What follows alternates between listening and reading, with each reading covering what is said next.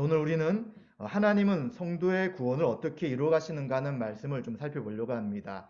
오늘은 지난주에 말씀드린 것처럼 창세기 아브라함 파트 12장부터 25장 전체의 내용을 한번 요약적으로 좀 살펴보려고 하는데, 그 요약적인 살펴봄의 주제가 하나님은 성도의 구원을 어떻게 이루어 가시는가 하는 부분입니다.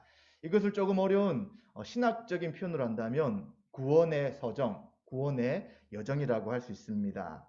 그것을 다루기 전에 먼저 25장의 간단한 내용을 살펴보고 우리 창세기 전체를, 아브람 파트 전체를 한번 살펴보겠습니다. 우리가 지난주에 살펴보았던 것처럼 GBS 했을 때, 성경 공부했을 때 살펴보았던 것처럼 1절부터 18절까지가 이제 아브라함의 전체 일생을 마무리하는 그러한 장면입니다. 1절부터 5절까지, 6절까지에는 하나님께서 또 마지막 노년에도 아브라함에 복을 주셔서 후처를 얻게 되고 또 많은 자식을 얻었다 하는 것을 보게 됩니다. 그러나 이 후처, 약속의 아들인 이삭과 또 그두라를 통해서 또 하가를 통해서 난 후처들과는 차이가 있다는 것을 분명히 이야기하는 것이죠. 그래서 아브라함은 이삭에게 자기의 모든 소유를 주게 되고요. 그리고 나머지 자식들은 이제 이삭을 떠나서 동쪽 땅에서 살도록 하였다 하는 것을 보여주고 있습니다. 그래서 이 말씀은 갈라디아서 있는 말씀처럼 약속의 자녀와 또 약속의 자녀가 아닌 것에 대한 분명한 차이가 있다는 것을 성경은 이야기해 줍니다. 그리고 7절부터 11절까지는 이제 아브라함의 죽음이 나타나고요. 그리고 그가 사라가 묻힌 박벨라 굴에 장사되게 됩니다. 그리고 25장 11절에 있는 것처럼 아브라함은 죽은 다음에 하나님께서 그의 아들 이삭에게 복을 주셨다라고 말씀하고 있습니다. 이것은 하나님의 약속의 성취를 보게 되는 거죠.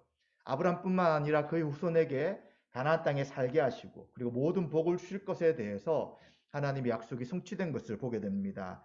그리고 12절부터 18절까지는 이스마엘에게 한 하나님의 약속이 성취된 것을 보게 되죠. 아들들이 있는데 약속하신 것처럼 창세기 17장 약속처럼 12 우두머리, 12 지도자가 태어나게 되고요.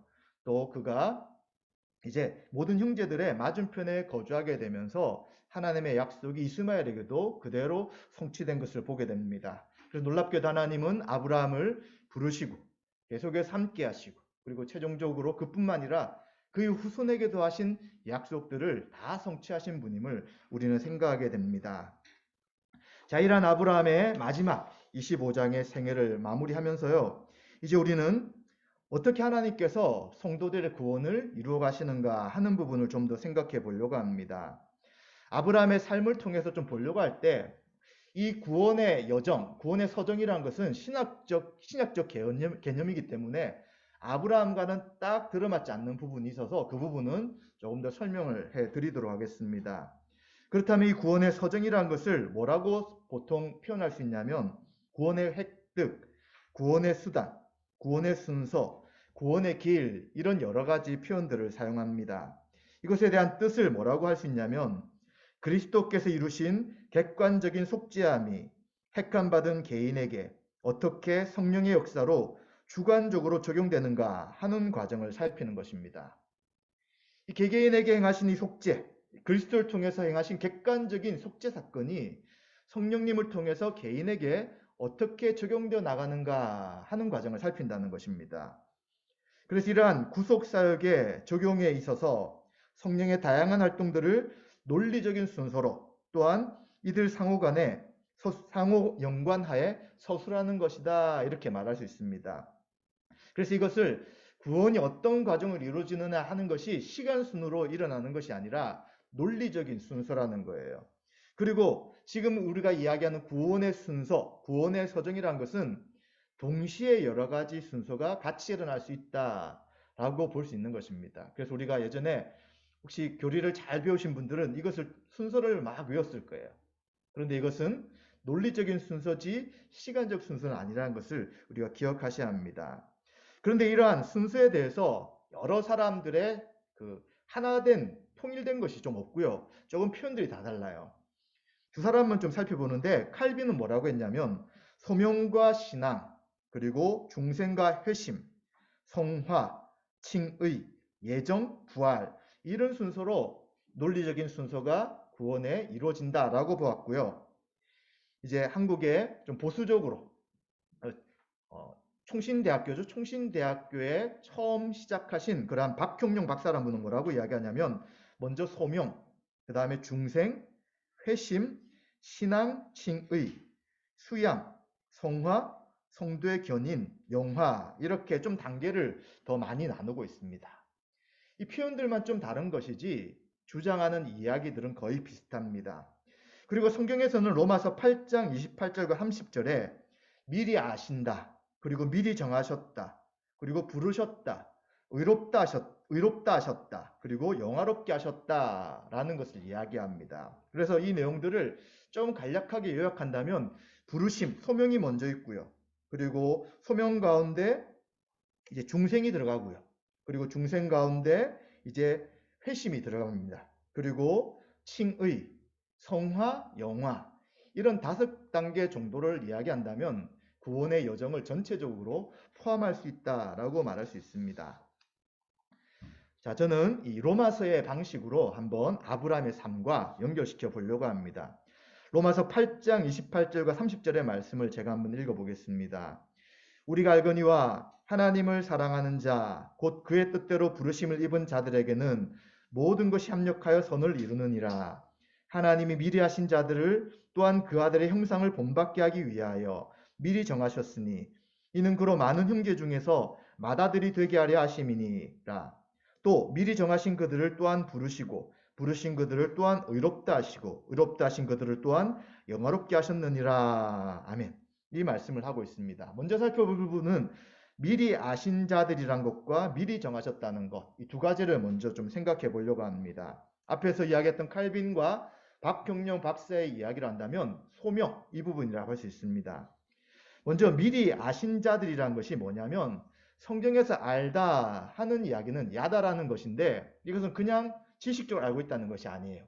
부부관계를 통해서 모든 것을 알고 있다, 이런 의미가 되기 때문에 하나님께서 우리를 안다라고 한다는 것은 자기 백성을 아시고 돌아보아 주시고 지켜주신다라는 뜻입니다. 그래서 이 알았다는 말을 다른 단어로 표현한다면 하나님이 우리를 사랑하신다라고 말할 수 있는 것입니다. 그렇기 때문에 하나님 우리를 미리 아셨다 하는 표현은 우리를 미리 사랑하셨다, 성도를 미리 사랑하셨다 하는 단어와 같다는 것입니다. 그리고 또 미리 정하셨다 하는 것은 무엇이냐면 하나님께서 사전에 이미 그 전에 결정하셨다 하는 것입니다. 그런데 이러한 결정 가운데 무엇이 전제가 되는 것입니까? 우리의 어떠함이 전제가 되는 것이 아니에요. 그래서 이 미리 정하셨다는 것의 전제는 하나님의 은혜가 전제가 되는 것이죠. 받을 자격이 없는 우리들에게 하나님이 호의를 베푸셨다는 그것이 전제가 되어서 하나님이 정하신 것입니다. 그래서 어떻게 우리가 구원받았느냐? 나의 의나 나의 어떠함이 아니라 오로지 하나님의 은혜로 구원받았습니다 라고 말하는 하나님의 주권적인 결정이 미리 정하셨다 하는 내용입니다. 그래서 사도 바울은 이 두 가지, 미리 아신 자들과 미리 정하셨다는 이야기를 할 때 그렇다면 왜 하나님께서 우리 성도 한 사람 한 사람을 미리 정하셨느냐, 미리 하나님의 은혜로 우리를 택하셨느냐라고 할 때에 그 아들의 형상을 본받기 위함이다 라고 이야기하는 것이죠.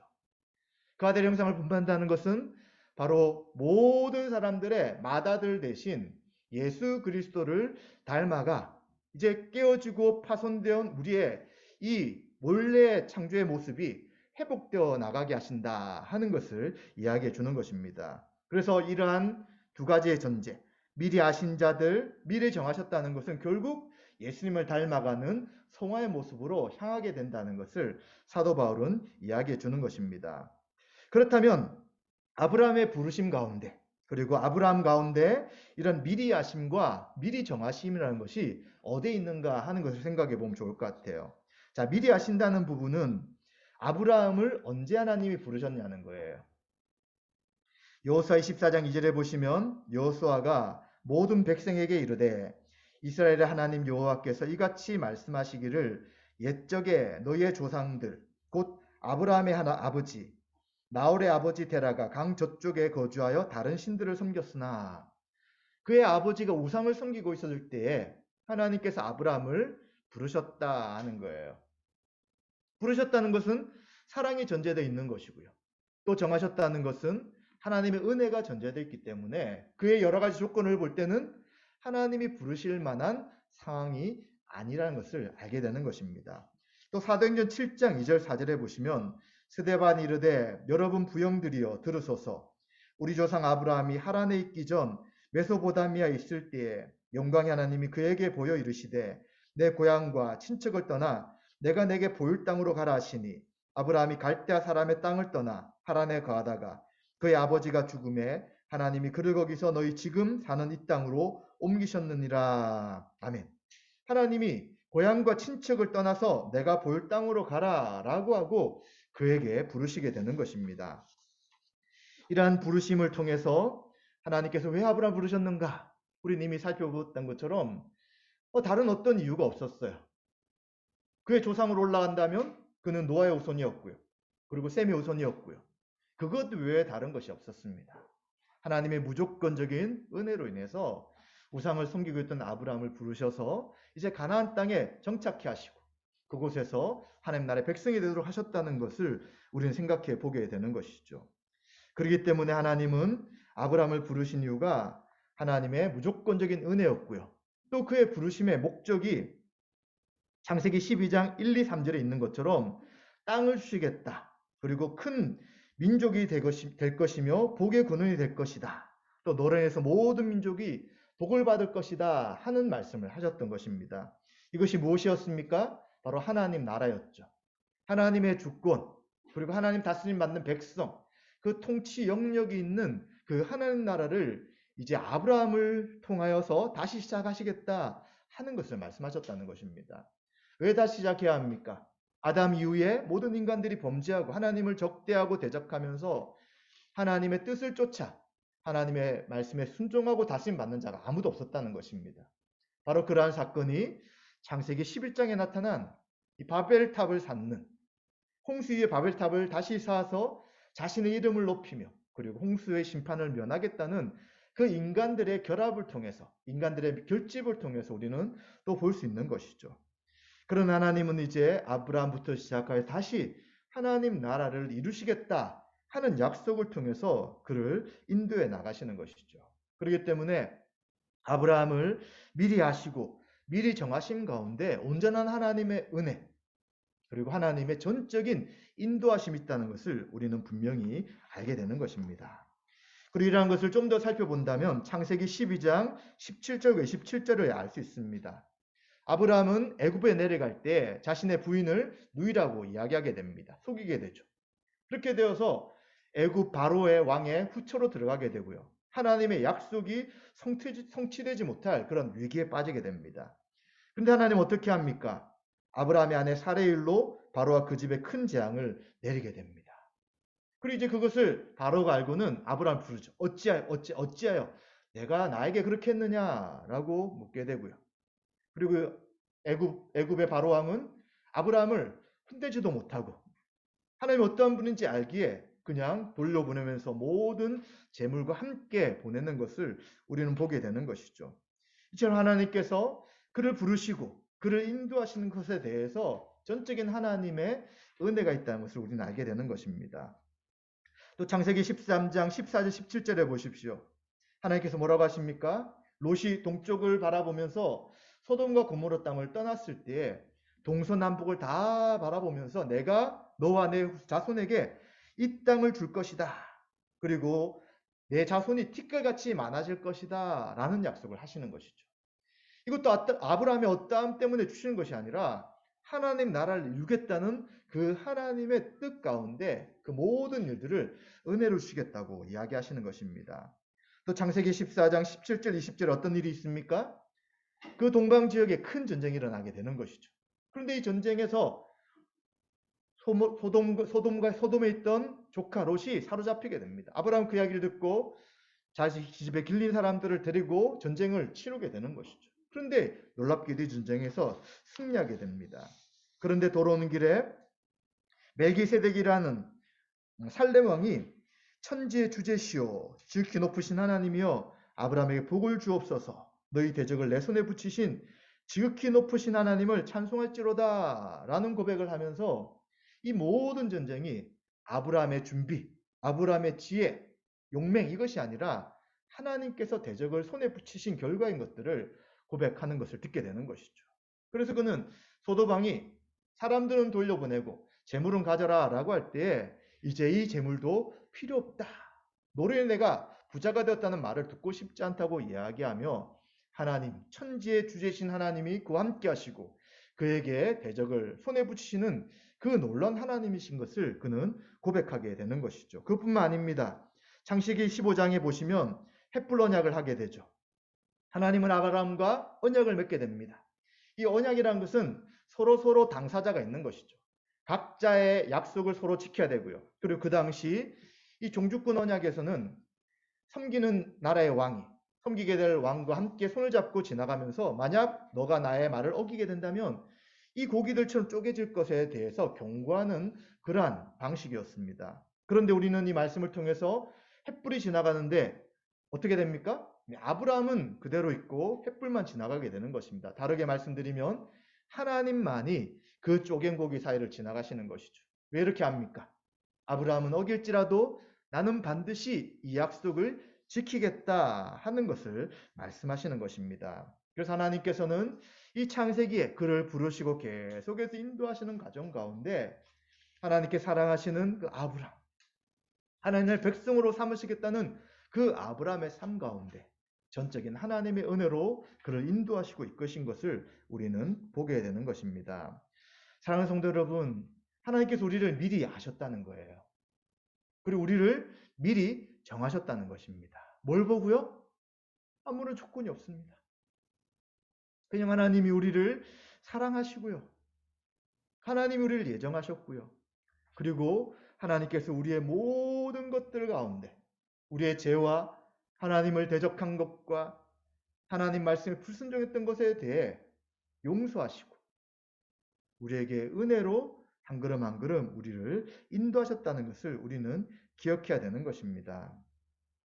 우리는 복음을 듣고 믿기 전까지 이것을 알 수 없어요. 이제 복음을 듣고 믿어 우리가 중생, 생명을 얻게 되었을 때 이제 우리의 삶을 돌아보게 된다면 이제 그전과 다르게 하나님의 말씀을 통하여 하나님의 관점으로 우리 인생을 해석하게 되는 것이죠. 그때 우리는 다 고백하는 것입니다. 야, 정말 하나님의 은혜였습니다. 어떻게 죄인 중에 개서 같은 나를 이렇게 하나님 은혜로 인도하시고 구원하셨습니까? 라고 말할 수밖에 없다는 것입니다. 그렇기 때문에 사랑하는 성도 여러분, 우리가 지금 이 자리에서 있어서 하나님께 예배하며 구원받게 된 것은 전적인 하나님의 은혜였습니다. 우리 어떠함이 절대 아니기에 우리는 이 모든 하나님의 은혜를 찬양하며 또 그 은혜에 감사하여 예배드리고요. 그 은혜에 감사하여 봉사하고요. 그 은혜에 감사하여 우리가 한 사람 한 사람들을 섬겨 나가는 것임을 꼭 기억하셔야 되는 것입니다. 자, 이제 우리가 또 살펴볼 것은 이 부르시고 의롭다 하심입니다. 지금 로마서에 나타난 이 부르셨다는 것은 그냥 예수 믿으세요 하고 구원에 초점했다는 의미가 아니에요. 여기서 말하는 것은 영적으로 죽은 사람을 살리는 신적 소환, 즉 유효한 부르심이라고 말할 수 있습니다. 좀 표현이 어렵죠? 좀 더 우리가 익숙한 표현으로 설명한다면 이것은 죽어있던 우리의 영혼 가운데 성령님 임재하셔서 우리의 영혼을 살리시는 중생을 이야기하는 것입니다. 그래서 이 중생의 과정은 어떻게 되느냐? 바로 복음이 전파되는 것이죠. 복음이 전파될 때 그 말씀을 성령님이 역사하셔서 그 말씀을 믿게 하시는 것입니다. 그래서 성령님께서는 복음의 말씀을 도구로 사용하셔서 그것을 듣는 자에게 믿음을 일으킨다라고 하이델베르그 요리문답 21문에 이렇게 표현하고 있는 것이죠. 이처럼 로마서에서 말하는 성령을 통한 유효한 부르심을 아브라함의 삶 속에서는 정확하게 살필 수가 없어요. 왜냐하면 구약 시대는 성령님께서 계속해서 그 사람들 가운데 내주하신 것이 아니라 계시다가 떠나시다가 이러한 과정이었기 때문에 신약의 성도들처럼 내주하셔서 절대 떠나지 않는 과정은 없었습니다. 그렇기 때문에 우리가 아브라함의 삶을 볼 때 정말 믿는 것처럼 보였는데, 하나님을 순종하는 것처럼 보였는데 계속 실수와 또 왜 저렇게 하지 하고 이해할 수 없는 그런 행동들이 있는 것들을 우리는 생각해 볼 수 있습니다. 그리고 의롭다 하심은 칭의라고 이야기할 수 있습니다. 부르신 자들, 성령을 통해 구원 얻은 자들을 뭐라고 이야기하시냐면, 이제 너는 하나님 나라의 백성이다, 의로운 자다, 하나님의 기준에 만족된 자다라고 이야기하시게 되는데, 이것을 바로 칭의, 믿음으로 말미암아 의롭담을 얻었다라고 이야기하는 것입니다. 이 의라는 것은 우리에게 있는 것이 아니라 그리스도에게 있는 의고요. 예수님이 우리에게 전가시켜 주신 의로 인해서 이제 이 의롭담을, 칭의를 받은 자들은 하나님의 양자, 상속받을 자가 되어서 이제 하나님의 뜻대로 순종해 나갈 수 있는 그러한 자들이 된다고 성경은 이야기해 주고 있습니다. 자, 그렇다면 아브라함의 예 가운데 이 부르심과 의롭다 하심의 내용이 어디에 있습니까? 창세기 15장 4절과 6절에 있습니다. 창세기 15장 4절 6절을 제가 한번 읽어보겠습니다. 여호와의 말씀이 그에게 임하여 이르시되 그 사람이 내 상속자가 아니라 내 몸에서 날 자가 내 상속자가 되리라 하시고, 그를 이끌고 밖으로 나가 이르시되 하늘을 우러러 무뼈를 셀 수 있나 보라. 또 그에게 이르시되 내 자손이 이와 같으리라. 아브라함이 여호와를 믿으니 여호와께서 이를 그의 의로 여기시고. 아멘. 자, 여기서 아브라함이 뭘 믿습니까? 분명히 그 창세기 15장이 시작될 때는 그가 잘 믿지 못했어요. 하나님이 나의 방패와 상급이라고 하는데 나에게 자식이 없는데 이것이 무슨 소용이 있습니까? 라고 하나님의 그 약속을 신뢰하지 못했습니다. 그러나 하나님께서 다시 한번 말씀하시고, 그리고 무별과 바다의 모래를 보여주실 때에 그것을 믿게 되는 것이죠. 그래서 아브라함은 자기의 감정, 내가 생각하는 그것이 아니라 하나님이 하신 말씀을 믿던 것이죠. 그렇기 때문에 칭의는 어떻게 일어나느냐? 바로 그 말씀을 통해서 일어나는 것이고요. 그 말씀을 들을 때, 믿음을 주실 때 이제 의롭다 하시는 그 은혜가 우리 가운데 있게 되는 것입니다. 그리고 이러한 의롭다 하시는 것은 하나님의 법정적 선언이에요. 자, 왜 이것이 중요하냐면 사람들이 칭의와 성화를 구분을 못해서 헷갈려 할 때가 있습니다. 어떤 사람들은 성화가 먼저 있을 때 내가 하나님 앞에 의롭다라고 생각하는 거예요. 대표적으로 이야기하는 사람 로마 가톨릭이에요. 그래서 뭐라고 하냐면, 야, 너희들이 구원받으려면 삶의 변화가 있어야 돼. 회개해야 돼. 달라져야 돼. 그때 너희들은 구원받는다라고 말해요. 누가 구원받을 수 있어요? 우리에게 생명이 없는데 어떻게 하나님 말씀대로 순종하고 말씀대로 따를 수 있습니까? 절대 그럴 수 없는 것이죠. 그래서 성경은 뭐라고 이야기하냐면, 은혜를 주셔서 믿음을 통하여 하나님 앞에 구원받은 자들을 의롭다 칭하유신다라고 이야기하는 거예요. 법정적 선언이기 때문에 그에게 전제되는 것은 윤리적인 행동, 하나님 말씀의 순종, 이것이 먼저 있지 않다는 것입니다. 좀 이해가 되시나요? 그냥 우리 죄인을 그리스도를 통해서, 그리스도의 형벌대속적 죽음을 통해서 우리를 죄가 없다, 의롭다라고 쾅쾅쾅 법적으로 선언해 주시는 것이 칭의가 되는 거예요. 현재는 이것을 제대로 구분하지 못하기 때문에 사람들이 구원에 대해 굉장히 많이 헷갈리는 거예요. 당신은 구원의 확신이 있습니까? 구원받는 거 어떻게 할 수 있습니까? 라고 물을 때 뭐라고 합니까? 먼저 자기의 삶을 돌아보는 것이죠. 내가 이런 행동을 하고 저런 행동을 하고 이런 걸 했으면 구원받은 것 같고요. 행동하지 않았으면 구원받지 못한 것처럼 생각합니다. 그런데 성경은 그것이 앞서는 것이 아니라 예수 그리스도를 믿는 믿음이 있느냐? 정말 예수님이 나의 죄를 위해 십자가에 죽으시고 부활하신 하나님이신 것을 믿느냐? 정말 예수님이 나의 구주신 것을 믿느냐? 라고 할 때 그 믿음이 있는 자는 의롭다라고 칭하유신다는 거예요.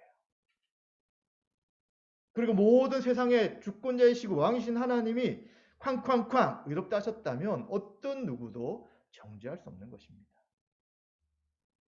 그렇기 때문에 이 칭이라는 것은 우리가 뭘 했냐, 안 했냐로 결정되는 것이 아니라 바로 하나님께서 그리스도를 통해서 행하신 십자가 사건, 이 객관적 사건이 증거가 되어서 그것으로 인해 우리에게 주어지는 것이 칭의다라는 것을 먼저 생각하셔야 되는 것입니다.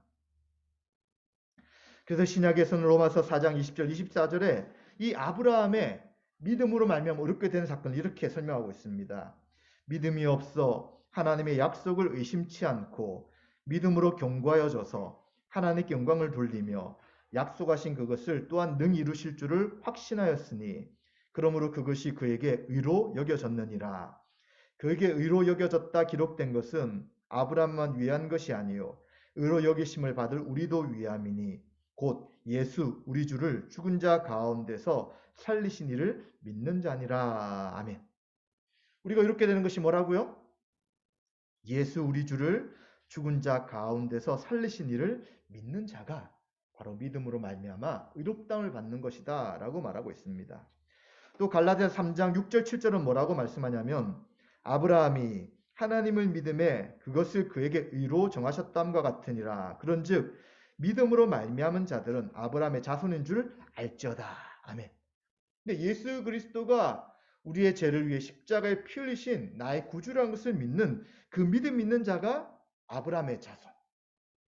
아브라함에게 하신 그 하나님의 약속을 받을 수 있는 하나님의 모든 복을 누릴 수 있는 자인 것을 분명하게 이야기하는 것입니다. 그렇기 때문에 이러한 칭의 그리고 부르심 이 부분에 대해서 아브라함에게서는 분명하게 좀 찾기가 어렵다는 것을 말씀드렸는데 신약 성경을 중심으로 다시 한 번 더 설명하게 된다면 이제 복음을 듣게 돼요. 말씀을 듣게 될 때 우리 가운데 성령님께서 믿음을 주십니다. 이것은 우리 어땀이 아니라 하나님의 전적인 은혜가 되는 것이죠. 그리고 이 전적인 하나님의 은혜로 어떤 일이 생기게 되냐면 이것은 우리의 눈에 보이지 않아요. 하나님의 영, 그리스도의 영, 성령님께서 우리 가운데 임재하셔서 우리의 죽은 영을 살리신 역사가 나타나는 것입니다. 그래서 로마서에 뭐라고 이야기하냐면 이러한 성령의 역사를 바람이 불되 어디서 와서 어디로 가는지 알지 못한다라고 하면서 이 성령의 역사를 이야기하는 거예요. 그래서 우리는 언제 성령님이 임하셨는지, 언제 중생했는지를 정확하게 알 수 없어요. 아는 사람도 있어요. 그 대부분은 언젠지 몰라요. 그런데 성령이 임하셨을 때 분명한 역사가 나타나기 때문에 그때쯤 제가 예수님을 믿었던 것 같습니다. 그때 구원받은 것인 것 같습니다. 라고 이야기하게 되는 것이죠. 자, 이것은 믿는 가정에 태어난 사람들이나 그렇지 않은 사람들이나 동일한 과정 가운데 있어야 합니다. 믿지 않는 가정에 태어난 분들은 그게 분명해요. 믿지 않는 삶 가운데 살았기에 전혀 다른 삶을 살아가는 그것이 언젠지를 어느 정도 좀 알 수 있어요. 그러나 예배를 드리고 부모님들의 신앙을 이어받았던 사람들은 그게 언젠지 분명치 않아요. 그러나 많은 사람들의 고백을 통해서 볼 때에 내가 교회는 다녔고 부모님 믿었고 내가 하나님에 대해서 부인하진 않았지만 그때와 다른 어떤 결정했던 날 성령님이 내 가운데 임재하셔서 중생 얻은 그때가 이때쯤이었다라고 말하는 것을 듣게 됩니다. 그래서 중학교 때 수련회 때였다. 또 고등학교 때 어떤 집회를 통해서다. 또 아님 예배 가운데 말씀을 듣다가 정말 예수님 나의 주 나의 하나님인 것을 알게 되었다. 이런 고백들을 하는 것처럼 이 중생하는 역사가 반드시 우리 모든 신자 가운데 있게 될 것을 우리는 기억해야 되는 것입니다. 그럼 이러한 중생을 통해서 어떤 일이 생깁니까? 바로 회심이 일어나게 되는 것이죠. 생명을 얻은 다음에 회심이 일어나는데 회심에 두 가지가 포함됩니다. 회개와 믿음이죠. 회개는 무엇입니까? 죄로부터 돌이키는 것입니다. 이제 성령님을 통해서 생명을 얻었어요. 그럴 때 어떻게 됩니까? 내가 살아왔던 그 모든 삶, 내가 했던 모든 일들이 하나님이 주인이 아니고 내가 주인이었던 엄청난 하나님 앞에 죄였다는 것들을 깨닫게 되는 것이죠. 그 전까지는 내가 죄인이라고 이야기할 때 무슨 죄야? 난 어릴 때부터 교회를 다녔고 부모님 밑에서 신앙생활했기 때문에 큰 죄는 지은 적이 없어. 저 친구는 안 믿다가 믿었으니까 죄인이라고 생각할 줄 몰라도 나는 그렇지 않아 라고 생각할 수 없다는 거예요. 성령이 임재할 때 내가 얼마나 하나님 앞에 큰 죄 있는지를 발견하고 고백하는 것입니다. 왜 그러냐면 하나님은 죄가 없으신 거룩한 분이잖아요. 그 하나님에 대한 지식이 성령님을 통해서 생기게 될 때, 또 말씀을 통해 그 지식이 더 커지면 커질수록 우리에게 있는 작은 죄가 더 크게 보이는 거예요. 그래서 사도 바울은 우리보다 훨씬 거룩하고요, 훨씬 하나님 말씀에 더 적극적으로 순종한 사람이었지만 자신에 대해서 뭐라고 하냐면 나는 죄인 중에 괴수다. 모든 사람 중에 가장 큰 죄인이라고 이야기하는 것이 바로 그 이유 가운데 있는 것입니다. 그리고 이제 우리는 이 회개를 통해 죄에서 돌이키는 것이죠. 하나님을 따르지 않고 자기를 위해 살았던 것, 이기적인 삶을 살았던 것, 예배를 드리지 않고 말씀을 사모하지 않았던 이 모든 잘못에 대해서 돌이키는 것입니다.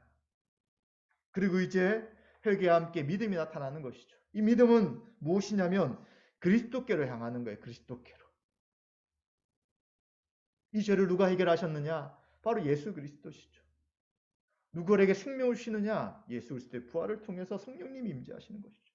우리가 어떻게 살아가느냐? 그리스도가 나의 왕으로서 나의 모든 삶을 통치하실 때 우리는 살아가게 되는 것이죠. 어떻게 우리가 최종적 구원에 이룰 수 있느냐? 바로 그리스도가 성취하시고 완성하신 모든 것으로 인해서 가능하다는 것을 알고 우리 모든 삶을 그리스도를 바라보며 그리스도를 향해 나아가는 믿음의 삶이 시작되게 되는 것입니다. 그리고 이러한 과정 가운데 어떤 일이 생기느냐? 하나님께서 법정적인 방식으로 쾅쾅쾅 너는 의인이다 라고 말씀해 주시는 것이죠. 그리고 우리가 의롭게 되었다는 것은 의롭게 된 것으로 끝나는 것이 아니라 계속해서 어디로 나가냐면 예수 그리스도 형상을 닮아가는 성화의 삶으로 나아가게 되는 것입니다.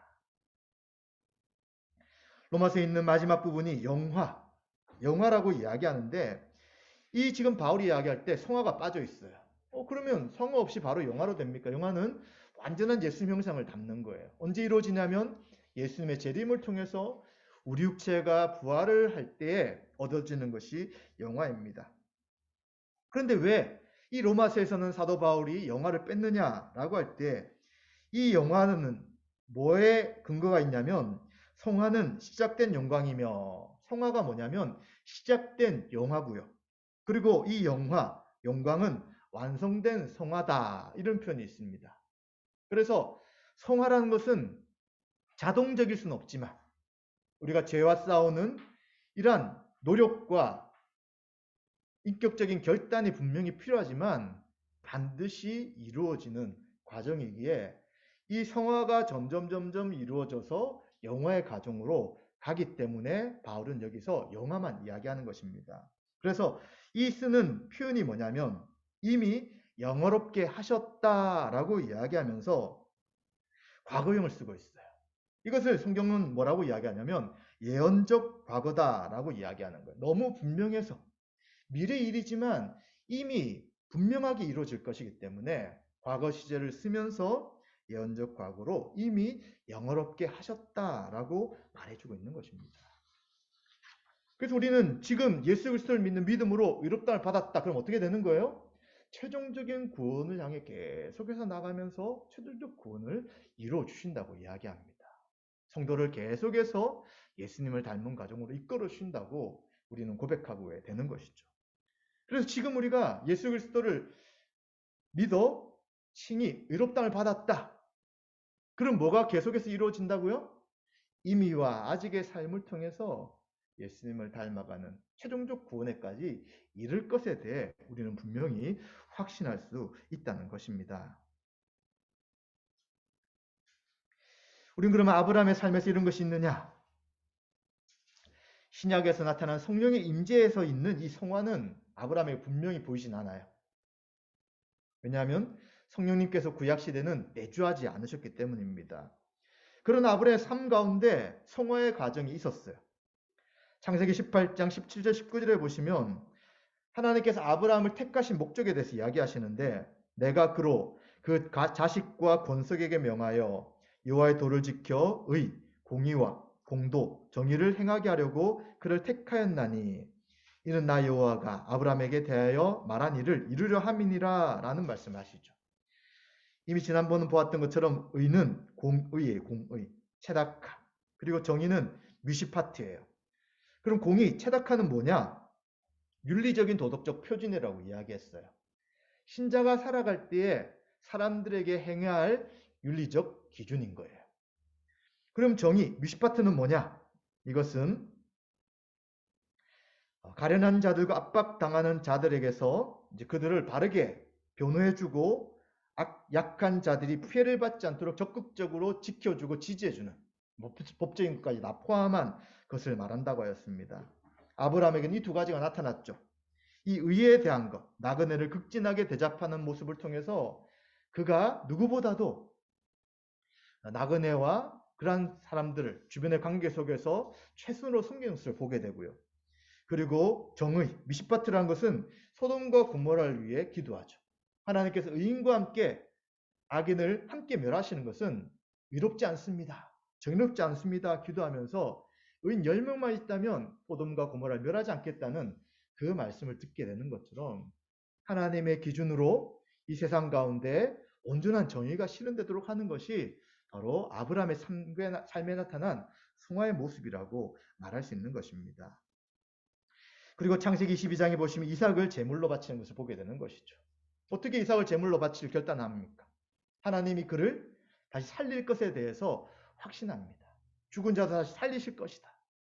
죽은 자와 같은 우리에게 자식을 주셨다면 하나님은 하나님의 약속을 이룰 것이다 라고 고백하며 나가는 것이죠. 그래서 우리 신자의 삶 가운데 이 성화라고 하는데 이 성화는 어떻게 되느냐? 하나님이 우리를 의롭게 하셨다면 하나님 반드시 그 구원을 이루어 가실 것이기 때문에 그 하나님을 신뢰하는 믿음으로 믿음의 삶을 살아가게 된다는 것을 우리는 생각해야 되는 것입니다.